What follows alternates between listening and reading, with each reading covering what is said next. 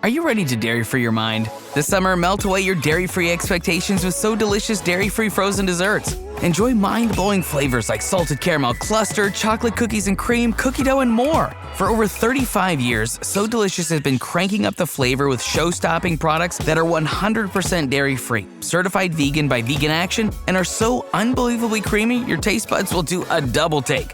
Dairy-free your mind. Visit SoDeliciousDairyFree.com. Hey, it's Ryan Reynolds here from Mint Mobile. Now, I was looking for fun ways to tell you that Mint's offer of unlimited premium wireless for $15 a month is back. So I thought it would be fun if we made $15 bills. But it turns out that's very illegal.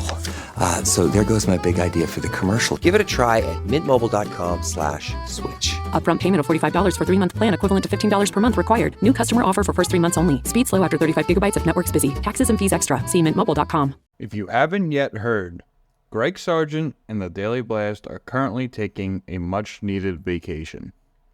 New episodes of the Daily Blast will return on Monday, August 18th. In the meantime, the DSR Network and the New Republic will be posting a series of Best of the Daily Blast episodes every morning, revisiting some of the best and most important episodes of our show's history. We will be back soon, and all of us thank you for listening and hope you enjoy the show.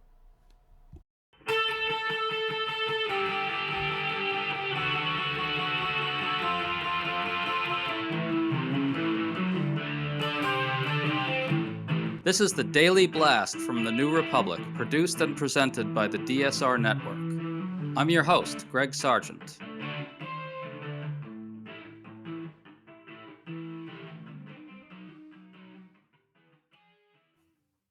Carol Huey has lived for 20 years in a small town in Missouri after coming to the United States from Hong Kong.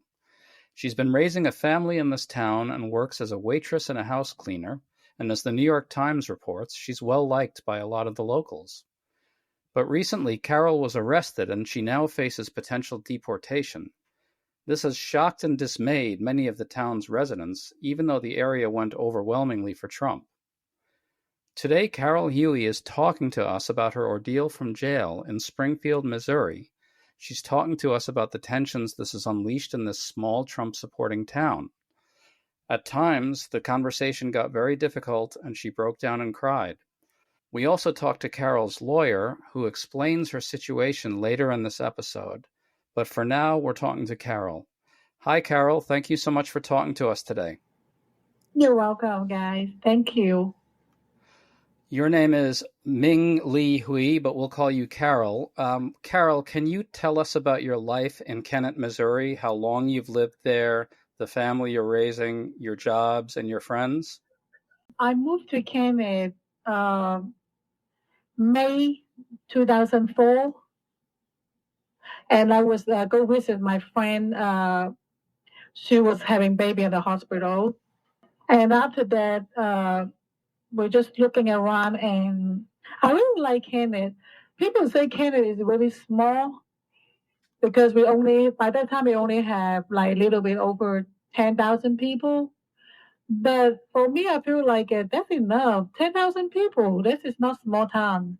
I have to know everyone. It takes a long time to know everyone. And I think I really like it. So I decided to stay in Kennett. Carol, you have a family there and kids, right? Can you tell us about that? We don't marry yet because of the situation we have, but I call him as my husband. I have my husband and my 3 beautiful children. I got 2 boys and a girl. I love them so much. And my all 3 children, they're doing really well in Kennett. I'm so proud. People love them and care about them. And I have wonderful church I go into. And I met a lot of good people.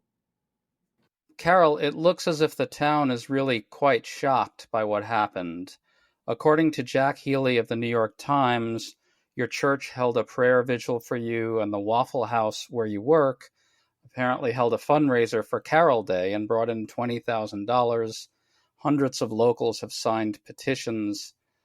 Can you talk about what that feels like? Did you know that there was all this support for you out there? What does it feel like? I didn't know till after the happening. And then got so shocked. I didn't know that many people love me. I just want to be clear. Carol just said, I didn't know that many people loved me. Can you talk about that? Because I work, I take care of my kids. I love everyone, the person I met every day. I met new people every day, and I try my best to make their day is a good day. No matter they come in the restaurant is sad or angry, I would want to, when they left the restaurant, they're happy. I care about people.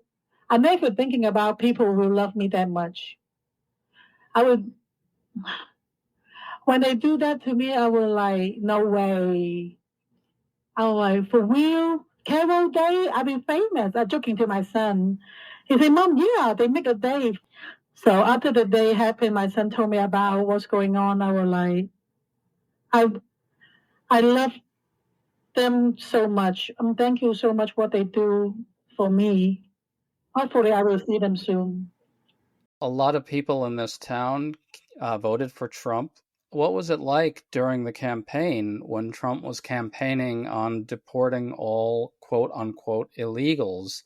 It seems as if a lot of Trump supporters either didn't know it could lead to the removal of people like you, or didn't ask themselves whether it might lead to the removal of people like you. What does that feel like? That's sad.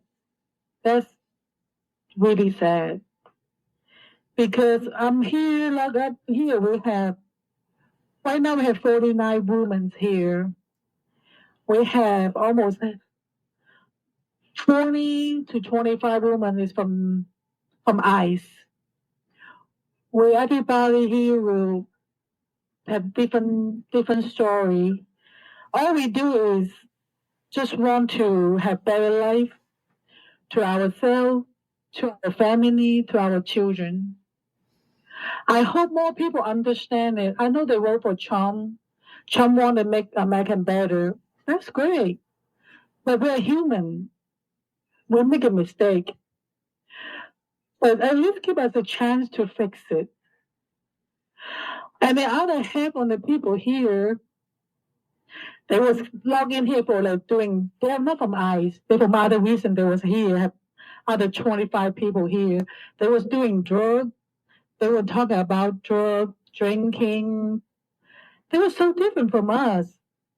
They were just, I just need to here for 6 months. I can go home see my family. How about us? If you let me here for 6 months, I can go home to see my family. I definitely will do it. I don't care. I want to see my family. I want to be able to give a hug for my daughter, for my children.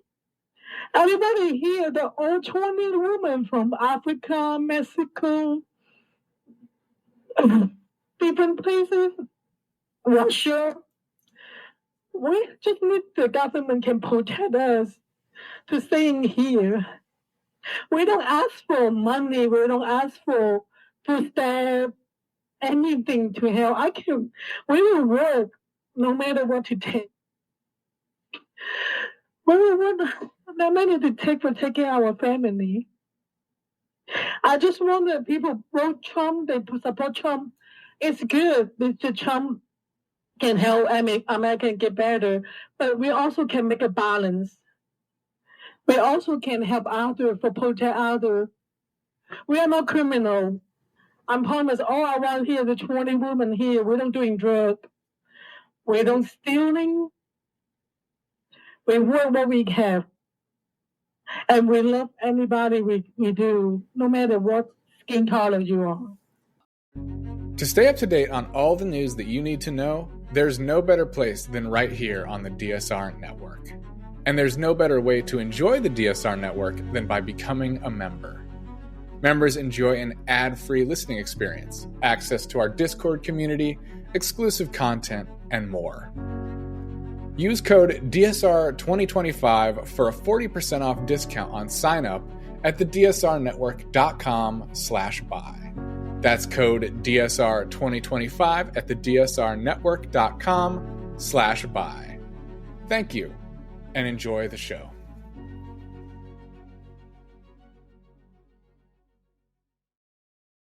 Carol, I want to read you something that your friend Vanessa Cowart, who helped you convert to Catholicism, said to the Times. "No one voted to deport moms," she said. "We were all under the impression we were just getting rid of the gangs, the people who came here in droves." So that's your friend Vanessa Cowart talking. She said no Trump people in the town really voted for something as horrible as what we're seeing right now. How do you feel about that? Do you think it's true that a lot of Trump voters didn't know that they were voting to remove people like you? I know my town have over 90% is voting Trump for sure. But in their heart, I don't think they mean to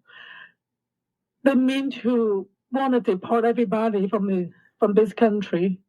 Because I know my town people, they have a good heart too. They just want the American get better. Is like the economy, the prices, the gas price, people have jobs. I don't know. I don't know. Carol, what originally brought you to this country, and what happened when you first got here? When it's a long story. When I was young, my mother's will beating me, hurting me so bad. He would mean to. She hates me. She will hurt me really bad. When I graduated in high school, I moved out.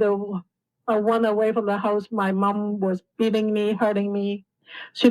So I lived like a different house to my friend's house. I also live in a storage room to my job. I feel like I live in Hong Kong like a mice, like a big mouse, just go different places to hide. Hopefully one day my mom will find me to beat me again. So I go to the New York. No, New York is not the one I can feel peace. How old were you when you first came? I was 24. 24. You were young. Mm-hmm. What got you to move to Missouri? Because one of my friends was pregnant. So I was, by that time, I coming to see her, and I feel peaceful. When I sleep in her house, I don't scare someone will come to my house and beat me up, or someone will come in and wake me up and hurt me like my mom, she was doing. I certainly love this town, and I can do much I want. I feel freedom. I feel happiness in here. You've worked for many years as a waitress, right? Some of it at the Waffle House, and you've also cleaned houses. Can you talk about that? You've met a lot of American families doing that, right? You wait on American families every day, don't you? Yes. And I was not doing cleaning houses first. One day I was working in John Waffle House, and then one older gentleman, he's 70, 80 some years old. He was so upset. So I started talking to him, saying, "You okay?" He said, "No, my house is a mess. My wife, she's sick, and I don't have much money for somebody can clean my house. So I feel so bad. So I offer him, I can clean your house for free till your wife get better." He looked at me, he like, "For free?" I'm like, "Yeah, sure, I can help you." So he like, "You can help clean my house for free?" I said, "Yeah. Anyway, you say you have much money to pay. You don't have to pay me, and I can help." So I started help clean his house for free. And then starting thinking about people were talking about, "Oh, Carol, she clean houses." I was like, "No, I do not clean houses." "Yes, she clean very good. She don't charge you much." And starting people come to me and tell me to help them clean houses from 1 to 1. So that was I'm starting cleaning houses for people. When you wait tables at the restaurant, you must get to know a lot of American families, but you must have gotten to know them pretty well over time, right? Can you talk about that? Yes. Yes, I know a lot of people, they tell me about their life story. And sometimes it's happy story, sometimes it's sad story. So I started to pick up more little bit English. Before I was so shy to talk to them. And now when they started to talk to me, I started to know more about them, what they need. So sometime on the Thanksgiving, we'll bring some food for people and try to help people. And I feel more close to everybody come to the restaurant. Can I ask, what does it feel like to know that there are all these people out in the town who are hoping that you get released and are rooting for you? Can you talk about what that feels like? I'm so appreciate what they do. I don't know. I so loved it. I'm thank you so much. They love me so much. And I hope I can see them again and I will give hug for every single one to love me. I will give them a big hug, kisses, everything I can. Carol, I know that you have 3 children and you're separated from them. One of them is 14. Your boy is 14. How old are your other 2 kids, and what does it feel like to be separated from them? It's hard. I have a 14 years old. My oldest son, he's autistic. He was crying so bad. He's scared. And one time he was knelt down so bad, he said he heard somebody say, as, before at school, people were asking questions. Oh, your mom in jail. He was so scared. He's scared wouldn't him not see again. And I kind of scared him. He don't know what to do. And also, I have a 12-year-old son, and he cried. He said, "Mom," he told me whenever I go, can I please take me too? And my daughter, she's 7 years old. Of course, she don't know nothing. And she said, "Mom, please come home, please. I need you. I'm so boring at home." She told me, "Mom, nobody tell me the bedtime story no more. No one give me a hug and kiss me. Mom, I miss you. I need you." I feel so bad. I don't know what I can do for my children. I don't want to put this situation to them. I just want their happy, normal life. Have mom and dad to love, can do anything, the sport, for school, anything they want. I just want to do, I just want my kids not be scared. You don't want your kids to be scared. We understand that you're trying to get members of Congress interested in trying to turn this around.